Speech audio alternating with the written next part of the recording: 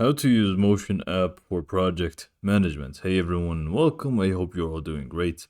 In this video, I will showcase step by step, or just generally just showcase how to use Motion app for your project management, for your individual self, or if you're working with a team. Now, if you're not aware, Motion does offer two plans: the individual plan and the team plan.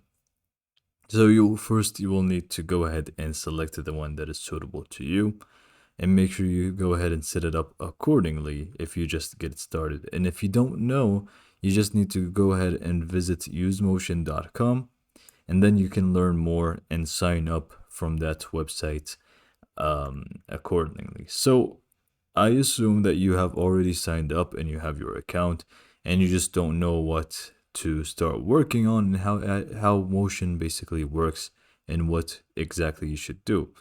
So first and foremost, you will need to go ahead and click on the gear icon on the top right. Or first, actually, before even I go to that, let me just introduce to you the Motion dashboard and how it's going to work for us and how it's going to help us manage our projects and our workflow and all of those things. So within the dashboard, first and foremost, we have the calendar view, which is this one right here, which is going to be the main place for us. And it's going to basically showcase the calendar for us and all the tasks and projects and bookings and everything in between that we have assigned to us in this calendar, basically. Not only that, instead of you just searching for them within the calendar, you can also see them on the right side. As you can see here, we have water the plants as a task. It's just a test task, and you can see that I have it right here. Next, we have the projects tab, which is going to be basically where we manage our projects and tasks and assign it to certain people and see the priorities of them and have more details about the projects and jobs that we need to get done. Lastly, we have the bookings here. Obviously, if you want to set up some bookings through the Motion app, we can also do everything about that within the booking page right here or tab. With that being said, we can just go ahead and start off by clicking on the gear icon on the top right and just take the time to go ahead and set up all of those things. If you want to link a calendar that you already use, like Google Calendar, Outlook, or iCloud calendars that you want to use with Motion, you can just go ahead and actually click on link a calendar and go through the steps to link a specific calendar that you like to use.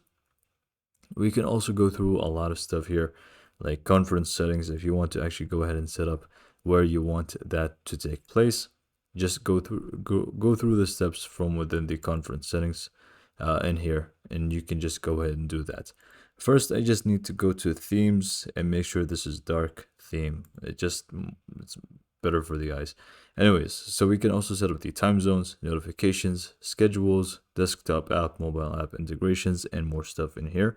And if you did sign up for the team plan, you can just go to the team and create team, and make sure you just click on create team and just invite the team members that you want to work with. And this is pretty much how to get started.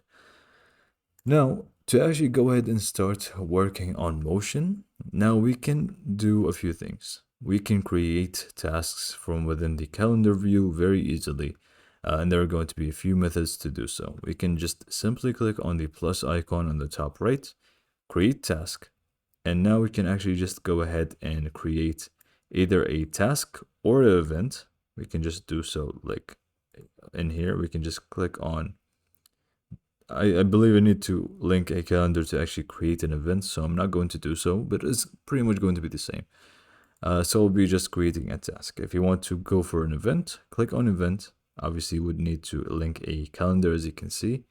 And then afterwards, you'll be able to just set up the name of the calendar, the event, the location of the event, descriptions, emails for the people that are going to be involved within the event, and more descriptions about the event itself. Is going to be self-explanatory, so I don't really need to go out of my way to link a calendar to show you how to do so. It's going to be easy for you. Anyways, For the task is very simple. We just give it a name. So testing task, and then we just click on create. For the time being, we can't really do much details in here, but we can see on the right side now we actually have it here. So it is on Tuesday, and we can see there's Tuesday. We need to go to 10 p.m. So we need to scroll down and we will find it right here.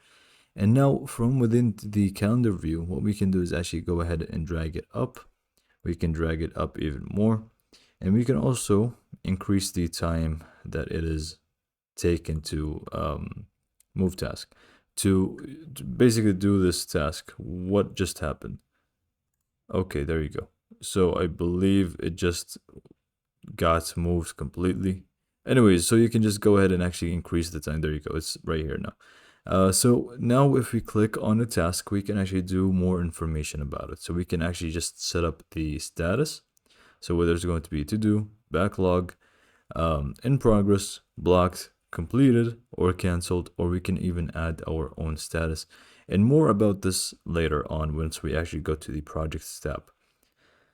One more thing is that we can actually go through the calendar and create a task differently. What we can do is just click on a specific point and drag down, and we can actually create a task or event very easily using this method. I'm just going to cancel. I don't really need more tasks.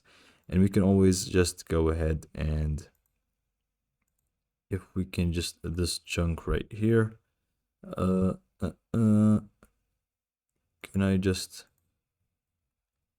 go ahead and completely delete this task if I can? I don't want to see both. Okay, great. So let me just uncheck this. Okay, anyway, so now let's just move on to projects. So this, once it's checked, by the way, that means it's done. So we can just go back and make it to do, save task, and now it's still on the to-do list. Anyways, so if we just navigate to projects, here we can just go ahead and create a workspace. A workspace is pretty much the project name or the entire, like the top of the project. Like, what is this project about? If you're going to be running a YouTube channel, then it's going to be named YouTube channel, basically. So let me just go ahead and do video production. Click on next, and then we can just go ahead and first create the first project, which is going to be the video or whatever it may be, like the title of the video or whatever it may be. And then going to be the last step is actually creating some tasks for it. So write the script. These steps, by the way, are going to be the first time for, once you actually create your first workspace, but then later on it's going to be different, and I will show you. So write the script, edit the video, or actually film the video, and then here we can just do publish the video. Click on next, and we can just exit out of here. We don't really need to see this. Okay, great. So now we have our project, which is the video project, not no project. And we can see we have the tasks ready for them, and we can see the time and stuff. Now, what we can do from this view is basically, here's going to be like where we can actually get to the nitty-gritty when it comes to project management. We create projects by just clicking on this, and we can actually go ahead and create a different project, second YouTube channel, video, and then we can add a description to it if you want, and we can just go ahead and click on create project, and now we can see that we have an entire project for this.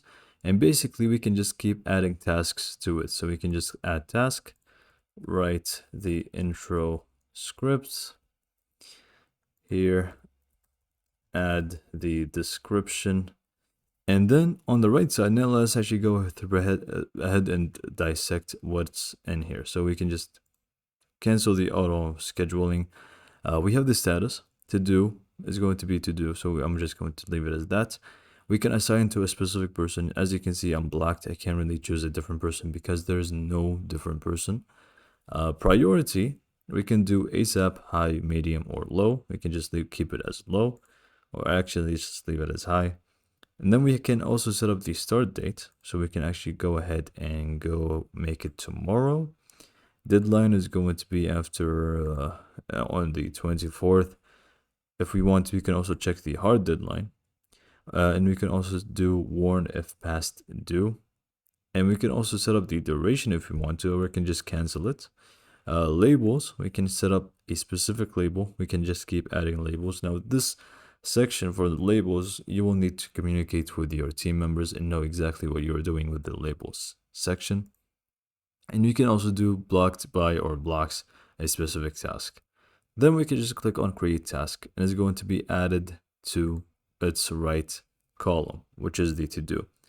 Now, basically, what we can do here is always just move it like properly. For example, if it's now in progress, we can just move it underneath in progress, and it's going to be in here. And if it's like completed, we can always just go ahead and make sure that it is completed, status completed, and now it should be done. And this is pretty much what we can like work with. Now we have workspaces, video production. We can see all the projects that are assigned to it. If all the tasks in a specific project have been done, then the project always also basically just goes as completed and disappears from here. But you can see tasks and projects and workspaces. And you can always go for the Kanban view, which I personally prefer. So basically, this is pretty much how to use the Motion app for project management. If I didn't mention, you can also start booking stuff, or set up your appointments and stuff from within the booking tab here. But I'm not going to go through this because this video is not about that.